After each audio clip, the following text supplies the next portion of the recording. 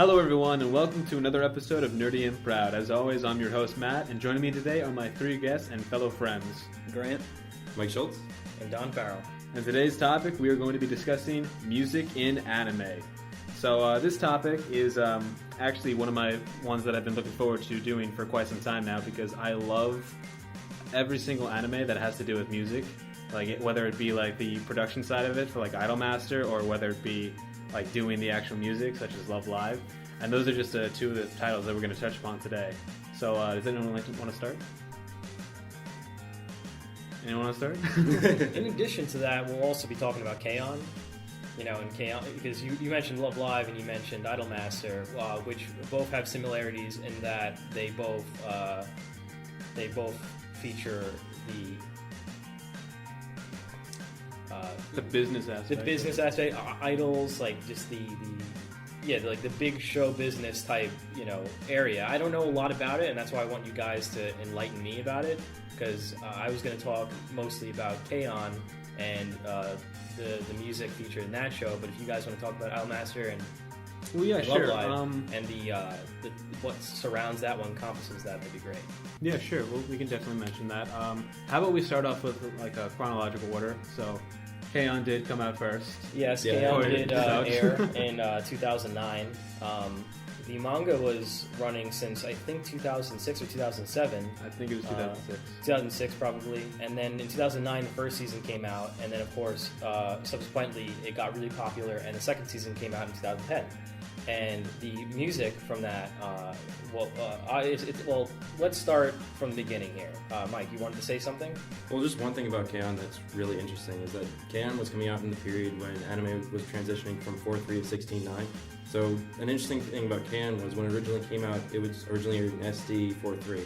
And so all the DVD and Blu-ray releases that had to be done later on had to be completely reanimated. Like, the show is literally remade from the ground up. And it's really amazing. And even during that transition period, it's known as the first anime franchise to sell 500,000 plus Blu-rays, which is a really big landmark in the industry. That is amazing. I'm not surprised though. It's very beautifully done anime. Honestly, the music for Kyoto Animation. Yeah, exactly. I mean, come on. But the music for it itself is alone, like, it's awesome. I love how they got it together. Do you know the writer of the music? I'm sure you wrote it down. The music was created by Hajime Hyakoko, and he was he's what really brought everything together. K-On! Could have just been your normal moe blob show that featured, your standard 5 types of characters and going throughout their school life and whatever.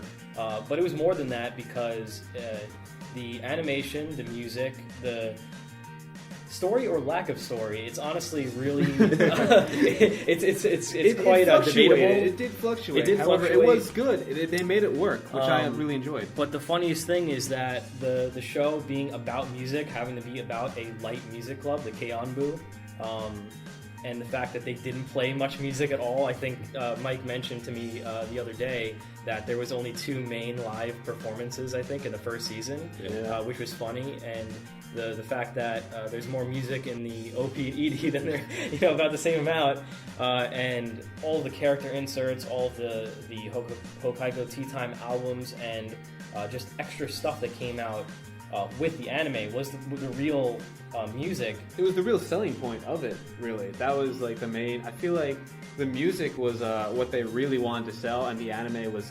It kind of felt like, here's just like a little side boost. Like, here's a little bonus. Package. You're getting like a double, package of, like, you got the anime and you got some music, but then you got the music separate from it, where the music itself can really shine on its own, separate from the animation.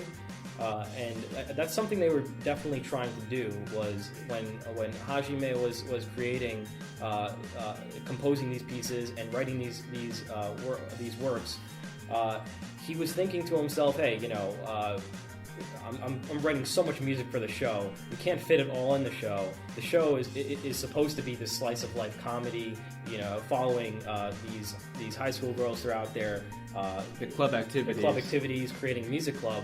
The music does stand on its own, and Grant's here and he's listening to us and he's thinking, I have no idea what we're talking about, but he's listening. You've seen K-On! I've seen K-On! Oh, you have? I actually have some of their songs on my phone. It's sad to admit. Which but one? You're not alone. Which song? I have Gohan something. Oh, Okatsuki, Mochi Rice right? or whatever it's called. Yeah, that one. I have Listen. I have Don't Say Lazy. I love those two. Don't judge me. My entire iTunes is full of literally K-On and Love Live music. Not no, judging. no. You're not No alone. judging. You're not alone. I bought literally, like K-On was the first anime like that I became completely obsessed with the series. Like way back in high school, I saw the show back in my freshman year of high school, and when I saw it, I never expected to really get into it that much, but I just went madly insane for the show. I bought all of the merch, everything that I could get my hands on. Like it was the first show that I truly like otaku geeked out. It's really funny because that led up into me actually becoming friends with Mike in high school when we were at the anime club, and this anime club left a little bit to be desired, Yeah. but it was more of an art club more than anything. It was kind of like a bastardized version. But we did find that we had similar interests in shows compared to a lot of the other people in the club, and we both just really liked the show. And what year was that? Was that a year That was after? 2010. That was 2010. So that was when the second season was starting to come out. But it was funny though, with like when Don and I first met, I was like, Don mentioned, I asked him what his favorite anime was, and he was like, oh, K-On! I was like, K-On! K-On! Really? What? Yeah. Another person who likes the show? Yeah, it was very unheard of, especially then. There wasn't a lot. People were watching the top three, like Naruto, One Piece, and like Fairy Tail, and those are great The shows. mainstream. The mainstream. We'll just leave it at that. But the show, like, honestly, with K-On! It was really a phenomenon. Like, even Anime News Network, like, to quote them even, they said it's a sales phenomenon. The show was incredible. Like, it sold, of the 39 CDs, it sold 2.8 million copies worldwide, which was incredible. I'm pretty sure Don contributed to that because I do remember when I met you guys in college. The first like anime club, like everyone was going around saying like, "Hey, what's your favorite anime?" Like I was one of the persons to raise their hand, said like K-On!, like listing all these other ones, and that's how really like Don and I really connected and became friends as well. Because he's just like, I have all the music for it. Would you like to borrow it? I'm like, yes. So now like all that's on my phone. Absolutely. Every single piece of music, from the singles all the way from the albums. I actually am holding in my hand right now, just taking a look at them, the CDs I bought in Japan when I went to Japan back in June. Honestly, there's just so much merch and so much stuff from the show, and music is something I collect anyway, vinyl, CD, and the fact that I was able to add so much to my own collection from a single anime, and this is only some of the CDs I have, it's quite amazing. It really is a phenomenon, and I actually am a proud owner of the K-On! Donuts vinyl box, Nice. which is the first season music. The main music from the first season, all summed up into little 7-inch singles on vinyl. Rare. Yeah, they're pretty rare. The most rare is the second season vinyl set, the Donuts box, which I haven't got my hands on. Apparently at Comic-Con a number of years back, probably like 5 years ago or so, they released the second season vinyl Donuts box of K-On!, the second season, and it was only sold there. So you'd have to get it from someone who bought it there or has it in stock, somewhere in some dusty music shop. You have to go through like some like weird channels just to get that. But I'm sure it'll be worth it. But like one thing that really amazed me about K-On! Like as a series was that even when I went back to Japan last summer, which was June 2015, like even if you went into Akiba, there was stuff for K-On! Everywhere still. Like the show is still resonating in Japan despite having come out in 2009. It's just amazing How good it is. And even like, well, when it came out here, like I remember I went to Otakon. It was my second Otakon back in 2011, and I remember like that year they had so many panels for K-On! And they even had like the English voice actor panel. I'm sure you probably walked by them having no idea who they were. You just walked by, just be like, No, "Oh, what are they for?" I'm so jealous. I have a funny story about that. Like it was my Like, you don't understand. I would have killed to be in that position because I would have just walked right up to them and be like, "I know all of your names." well, no, I can actually pronounce them. I was like one of those guys that they had a poster signing back when like Bandai would always give out these awesome huge posters back when Bandai was around. But I remember they had an autograph signing for the English cast, and that was way back. I always just wanted to get an autograph on a poster. And so we went into the room, they gave us this massive poster, and all the voice actresses were lined up. And my dad was with me at the time because I was a kid, and I was back in high school, and he says, "Oh, it's his birthday," because it was my birthday. And all of a sudden they started singing "Happy Birthday," and my dad got it on the phone. That's I was awesome. so embarrassed. You but- gotta show me that. That's awesome. But it was so cool. Oh, that is really cool. Now, what's it? I know that we talked before, like prior to this, about the dub. Apparently, you've mentioned this before, that they have an English version of some of the songs released on a CD. Well, it's not on a CD. It's only on the as extras on the DVDs, the Bandai release. I haven't looked at the Sentai release, so I'm not entirely sure if they're on there. But I know on the Bandai release they're there because I have all the volumes. I was that guy that literally bought it individually by volume when it came out. Because I'm glad that they what they did with this when they dubbed it, because they didn't take out the song itself, which I'm very glad about. Because most animes that have like the Japanese version of the song within it, sometimes they'll take out, if the voice actress is willing to do like a rendition of the song herself, like they'll take out the music and they'll replace it with the English singing. So I'm glad that they didn't do that with K-On! Because one, there's really no point to redo it. I mean, like it's like they were a real band too that they were using. So I mean, why not? See, that Just could be let them do really it. detrimental to a English release of the series, because that happened with Girls in Panzer, and not to diverge the topic over to that, but the thing that happened with that was there was a song in there that was licensed. Specifically, Japan has some weird copyright, their own copyright stuff going on in that country. We have our own copyright. So a lot of the stuff that's okay there isn't okay here. So when they had the song, the Katyusha song, which is a Russian folk song, they cut it out completely and they replaced it with some Tetris music or something like that. It was just crazy, and fans of the show just... I'm sure there was outcry about it. Absolutely ballistic I was over it. searching everywhere for that last night. I couldn't find that fact. I'm so happy that you found it. Yeah, exactly. It's so bad. So I'm really glad that they did that. I don't know how many dubs there were of K-On! Was there one or two or three main dubs? Of K-On? There was one main dub, and One it was all both seasons. Right. That's what I thought. And I mean, it would be ridiculous if they did just English versions or they replaced songs completely, because we're talking about K-On! Here. It's about their music, this specialized music from the girls themselves, from the voice actors actually singing these tracks, as composed by multiple people working on the show. It would be really weird for them to do that. So I'm glad they kept it true to the series and kept it true to the music accompanying the animation and everything. So that's good. Well, if anything, it would have, if they did that, it would have honestly ruined the show. It Because you would wouldn't have. have gotten the feel or effect of it. The fandom would have just gone all downhill from there. Exactly. And, well, they would have hated on Bandai. They really They would would have. have, There would have been wildfire. Yeah, I mean, even I was kind of upset about the small thing in the manga when Azusa Nakano, her nickname was Azunyan. And they, in the manga, the English release of the manga, Azucat. Really? No, That doesn't Azumeow. even- Azumeow? Yeah. I think I read Azucat in one of them, on an online one. I think the manga was Azumeow. Well, No, I you have the have to actual be careful with the physical online release. ones, because sometimes they do have their own translations Right. of it, and they just post it. Right. over. The No, but I have the physical release. It says Azumia. Right, I've Azumeow. read See, it that's so just many times. that's bad too. They could have just kept Neon; it would have been fine. People understand that too. It's like it's a noise. Yeah, I mean, we got Neon Cat. I mean, that's Yeah, yeah. popular in Western culture. I don't know why they had to change it, but just a small thing like that. Just imagine, a lot of people were upset about that. So just imagine if they did something with the music. Oh gosh. Yeah. I mean, honestly, I really think it was the music of the show that made it resonate too.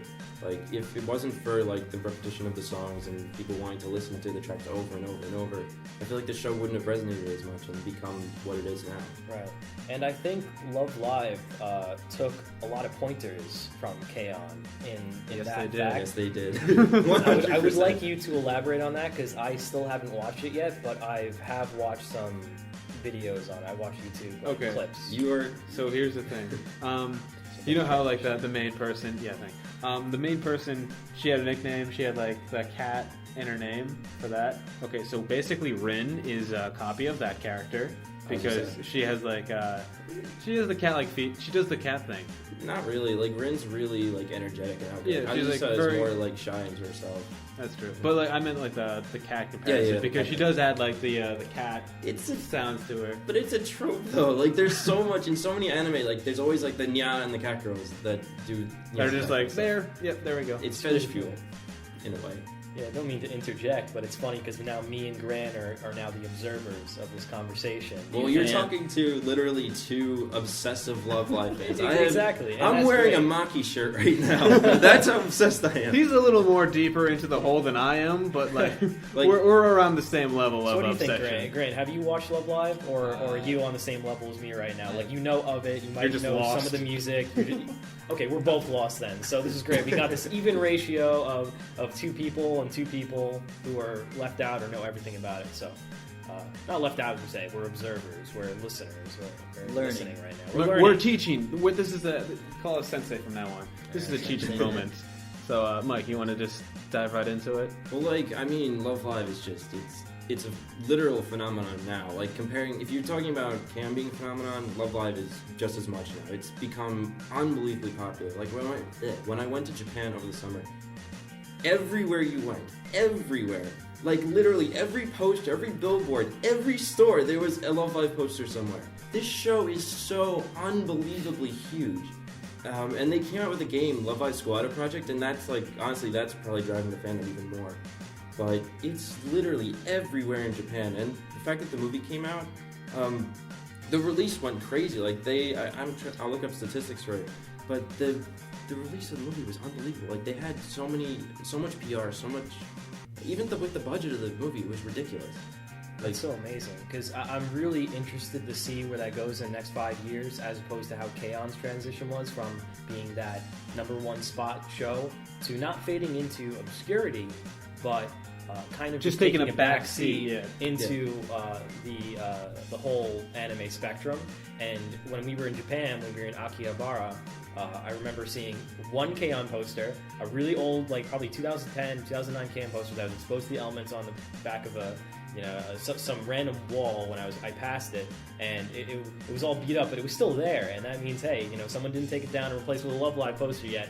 But it's funny because I want to see where Love Live goes. When we went into the Sega, the Sega gaming shop or the Sega gaming place, there was a couple K-on music games that were still there. But I definitely see Love Live not fading into obscurity, obviously, but not even taking a backseat for a while, because it was so popular there, and it definitely does transition this. Okay, you have K-on here, and then you have Love Live here. What's going to happen to Love Live? Is it going to take the same exact route as K-on? Well, I mean, Love Live is different in a lot of ways. I feel like Love Live can appeal to a larger audience than K-on can, to be honest. Because literally, each of the characters is so different. That's the one thing about Love Live, is that every single character is completely different, and everybody has a different reason for liking them. I feel that they did a great job with making it 9 main casts instead of making it a small group like 4 and then eventually becoming 5. I like how they did 9 main characters, because that gave you more of a chance to have different personalities collide with each other, and that way more people would be like, oh, I can relate to that character, oh, I really like that character. So they really try to diversify their characters, and that way they could diversify their audience and bring in more people to the fandom, as well as just the music itself. And they also made it relevant to the times, because idols are huge. So instead of like K-on, which was like a band who was like more kind of not like mainstream, just your common girls just looking at their lives. They were just like going along like, hey, we like music, let's just make a band and do that. Well, whereas idols, Jimi Hendrix, Jeff Becker. I can't believe I still remember that scene. Oh that was the first or second episode. First episode when Yui joins the club, and it's so funny. Yeah, it's great how you can reference back to that, and exactly what you were saying with the introduction of so many different types of characters that could fill a niche market in a way for their merchandise or for someone who likes that character. that's really tough to do, and I'm seeing a lot of that more these days with a lot of shows having many characters but not too many, because you can't have too many characters to the point where, hey, this character doesn't get a backstory, or there isn't a lot of character development, or Where it's just really threw this just like, person hey, we in. just made up characters, Yeah, and like here's so- some a little bit of plot. So even though I haven't watched Love Live yet, I definitely see it being that they have a good amount of characters that they start off with. They keep adding more, but they do it in a way that's not going to Overload the viewer, exactly. in a Well, sense. with the next season that's coming out with the Aqua Wars, I'm not Ooh. sure how that's going to work out. We'll see what happens. But Well, like yeah. honestly, though, with Love Live, it's they like going back to what you were saying before with how it borrowed from K-On! Though, if you look at the whole marketing of the show and how they put out the merchandise and products, and even just the whole fan events thing, like K-On!, for example, had the what was it, Go tour or something? There was Something like that. But there are two big tours that they released on Blu-rays and DVDs way back when. Like if you go to Kinea, they're even still there. Right. But with Love Live, they're doing the exact same thing. Like they do these same kind of fan gatherings. They put them on DVDs and Blu-rays and they ship them off. But they like if you go to any panels now, like even at Otakon, they had Otakon and New York Comic Con. I was so impressed that they had a Love Live panel. Like it was a panel dedicated to Love Live, where they played the exact same movie. But it was literally there's a certain energy that comes with Love Live fandom that honestly isn't there with K-On! Like when they were playing the movie even and showing the live concert, everyone in the audience was singing the songs, and they gave us glow sticks, and we were like chanting and singing, and we were like, it was amazing. really Just was so amazing. much energy in the room. That really was amazing, and I was there to see that, and that was even when I knew even less about the show. Yeah. So the fact that I was sitting next So to you were Mike, really lost then Yeah, at that I was point. I really was lost, singing all but- the lyrics. But I was there and I was getting into it. It was so the fans in that room. That room was so intense. It was amazing, and it definitely reverberated with me, even though I wasn't a fan at the time. I can picture you in the room right now, like Mike is going crazy right next to you, and you're just like waving around the glow stick, Yeah. mouthing the words, getting everyone wrong. Just like, It's so funny. Everyone adding in their little piece, the little peanut gallery. Like Oh, yeah, someone yeah. saying something funny. Gotta and- buy more Lovka. Yeah, yeah. The whole meme deal and everything. It's just so funny. It's just amazing how a group of people with such a specific interest can just work from each other's intensity over a love for the show, a love for Love Live. It's just amazing. I And, feel like yeah. both. Sorry to cut you off, but I No, feel it's like I feel as though both Love Live and K-On!, even though like Baxton started in 2009 and what was it, 2013 when Love Live first premiered as a 2014. I think it was 2015. Yeah, 2013. I Okay. think the first season one. That's when it premiered. I feel as though that those two animes they have an impact on the anime industry and the anime world as a whole, whether it be with the music sales or just the animation in general.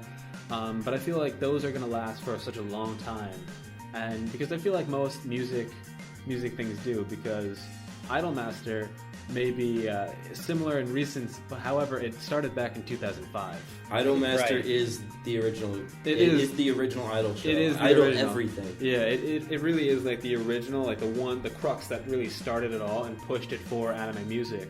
But a lot of people don't even know that because it started out like an arcade game. See, I didn't Yeah, even know. Back as like I I had think it was no like idea it started that 1998. far. I don't remember, but I remember that the hype in the fandom for the arcade game was ridiculous. Yeah. Like, if you go to Otakon at any point, like even near Comic Con when I was going in 2006, like I'd still see Idolmaster cosplays. Like the game wasn't here; it was only in Japan. People only knew about it based on all the different characters in the game and from what they've seen.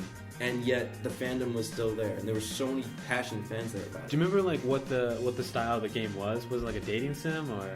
Because I feel like or like a rhythm game or something. It was a like that. management game where you manage the idols. Like it's basically like Oh, kind of like you have you have this person. You just need to make them be more successful. Oh, Okay. and you're the manager, basically. Exactly. You're the producer. Yeah. Producer. Producer Isn't song. there a character that is that person in the show? the or girl with the something? glasses. Yeah, his Yeah, name is you know, I Producer don't- Song. Oh yeah, that's right. No, but the He does get an actual name, but I always forget it.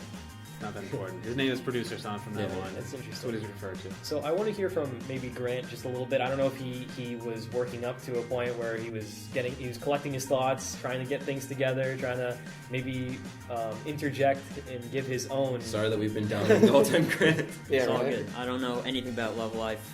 I've heard about it, and Idolmaster is never heard about it. Well, here's the thing. Now that you've heard like Don go on just like a rampage talking about K-On, Mike getting like very obsessed wearing his Maki shirt, talking about Love Live, and a little bit of history for Idolmaster, and I've been interjecting with both those categories.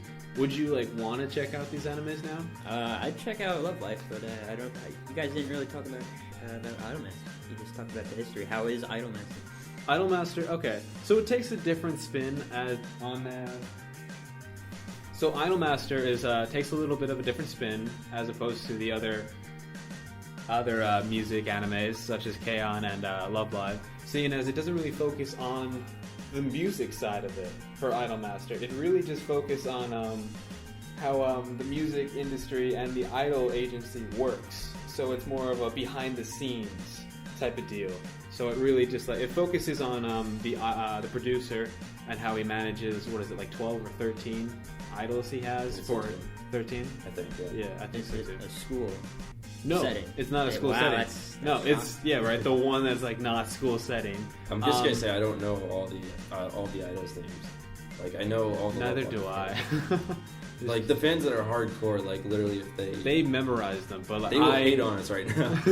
Yeah, I'm pretty sure they're probably listening, going like commenting, just blowing up the comment section with their names. I can't even imagine because I mean I can remember all of the main cast of K-On's names, but All I four can't characters. imagine. Oh yeah, 5 characters. all Right, five, all you got- five. Woo! You got I'm not. There's just too much. But actually, yeah, now that I've talked a little bit about Idolmaster, Mike dived into Love Live, and Don just kept going on with K-On. Which I could go on forever with Love Live. I'm aware you can. I literally have. We have to suppress you though, because we do have a time limit. Okay. But yeah, Grant, would you check out any of these animes now that you've heard about them, or even like the music behind it? I already checked out K-On. I know the music behind it. If any of the two, I'd go with Love Life. Not Idol. Good man. All right, How wise long, choice. how long is it? Love Live is 13 long. episodes. 13? 2 seasons, Oh, I meant for the first season. and then a movie, Yeah. and then OVAs. Okay. Right. You gotta watch all of them. I And I probably think will. and I think you said you watched K-On already, but I I'm have just the saying limited that. edition Blu-ray if you want to borrow them. Season Probably, 1 K-On, yeah. 13 episodes. Season 2 of K-On, 24 episodes. OVAs, I think 2. Really? 24 So, Yes. episodes? Rewatch it. Yeah. Just I think it's on my list. marathon I it. mean, it's like even with K-On, like K-On versus Love Live, they both have a movie. They- yeah. It's like, well, Yeah, even guess with what? the There's Rich only Girl- like one performance in each movie, though. yeah. But like The Rich rest Girl- is them walking around the city. Oh, But unfortunately, we're out of time today. But thank you guys for coming on my show and talking about the music. I know that you guys really enjoyed that, so hopefully you'll agree to be on another podcast in the future. absolutely. So, thank you everyone for listening. As always, I'm Matt, I'm Grant. Mike Schultz. And I'm Don. and we'll see you guys next time. Peace.